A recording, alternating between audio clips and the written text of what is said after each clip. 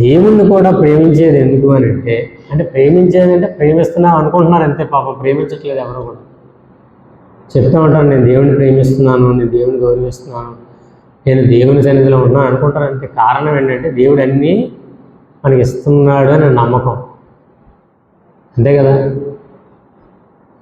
మన బట్టలు ఇస్తున్నాడని, మనకి అప్పులు తీరుస్తున్నాడని, లేకపోతే మనకి ఆరోగ్యం ఇస్తున్నాడని, మన సమస్యలు తీరుస్తున్నాడని, ఇలాంటి భూ సంబంధమైనవన్నీ మనకు తీరుస్తున్నాడు కాబట్టి మనం ఏం చేస్తున్నాం, దేవుణ్ణి ప్రేమిస్తున్నాం, దేవుని సన్నిధికి వస్తున్నాం. అదే ఒకవేళ దేవుడు ఏమీ చేయడమ్మా మీకు అని ఉందనుకోండి, ఒకవేళ దేవుడు ఏమీ చేయడు, ఏమీ ఇవ్వడు, కేవలం నువ్వు దేవుడు నిన్ను సృష్టించాడని నువ్వు నమ్మాలి. దేవుడు నిన్ను సృష్టించాడని నువ్వు నమ్మాలి, దేవుడు ఉన్నాడని నువ్వు నమ్మాలి. ఈ భూమి మీద నీ తాలూకు ఒక్క అవసరం తీరదు, ఒక్క కోరిక తీరదు దేవుడి వల్ల. నీకు ఏ అవసరం ఉందో నువ్వే తీర్చుకోవాలి, నీకు ఏ కష్టం ఉందో నువ్వే తీర్చుకోవాలి, నీ సమస్యలు ఏవైతే ఉన్నాయో అవి కూడా నువ్వే తీర్చుకోవాలి,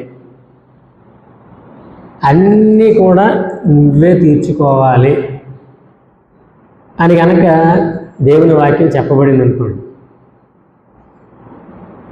నిజం చెప్పాలంటే అదే చెప్పబడింది బైబిల్లో, కానీ దాన్ని వక్రీకరించి రకరకాలుగా చెప్పారు. అందుకనే పాపం క్రైస్తవులు అందరూ కూడా అదే మాయలో ఉన్నారు. ఇప్పుడు అదే విషయాన్ని చెబుతూ వెళ్ళిపోతే అందరూ కూడా చర్చిలు అసలు నిండుగా ఉంటాయా? మీరే ఆలోచించండి.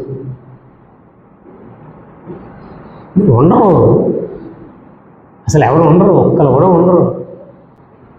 దేవుడు ఏమీ చేయడు అని అంటే ఒక్కడు రాడు.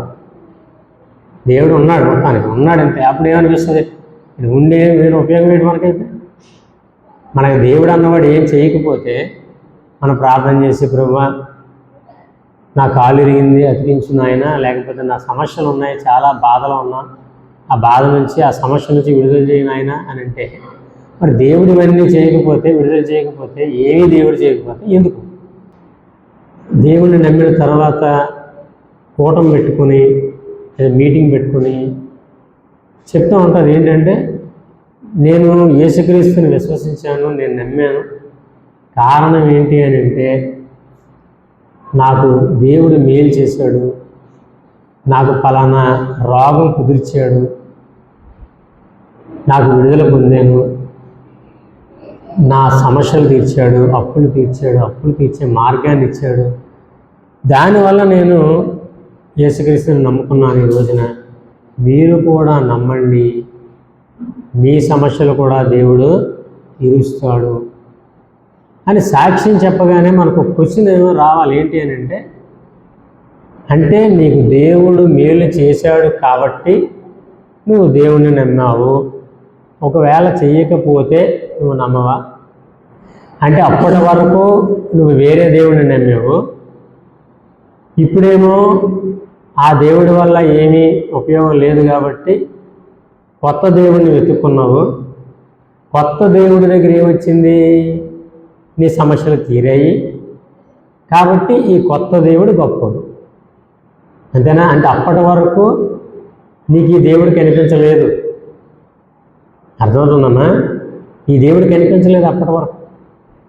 నీకు సమస్యలు వచ్చినప్పుడే ఆ పాత దేవుడు వల్ల ఉపయోగం లేదు అని ఆ దేవుడిని వదిలేసి ఇంకో కొత్త దేవుడి దగ్గరికి వచ్చాడు. దీన్ని భక్తి అని అనాలా? దీన్ని భక్తి అని అంటామా? దీన్ని నిజమైన మార్పు అని అంటామా? అర్థమవుతుందండి? ఇది నిజమైన మార్పు అసలు. నేను ఒకటి అంటాను, నువ్వు నిజంగా దేవుణ్ణి నమ్మితే దేవుడి దగ్గర నుంచి ఏది ఆశించకుండా ఉండు, బ్రతుకు. సాధ్యమేనంటారా? అంటున్నాను. సాధ్యమేనంటారా? దానికే జ్ఞానం కావాలి, అందుకే జ్ఞానం అంటున్నాను నేను. అలా బ్రతికే రోజు రావాలి మీ అందరికీ. ఎందుకు జ్ఞానం జ్ఞానం జ్ఞానం జ్ఞానం? దేనికండి జ్ఞానం? దేనికి అంటే అలా బ్రతకడం కోసమే దేవుడు అన్నవాడు ఉన్నాడు. కానీ నేను దేవుని ఏమీ అడగను.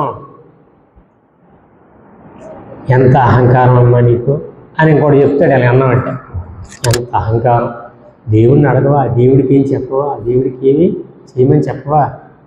కాదు, నేను చెప్తుంది అది కాదు. దేవుణ్ణి ప్రేమిస్తాం, ఉన్నాడని ప్రేమిస్తున్నాం. కానీ ఆ దేవుడు ఇస్తేనే దేవుడు, ఇవ్వకపోతే దేవుడు కాదు అన్నట్టుగా బిహేవ్ చేస్తే నువ్వు దేవుడి కుమారుడు ఏంటి, కుమార్తె ఏంటి?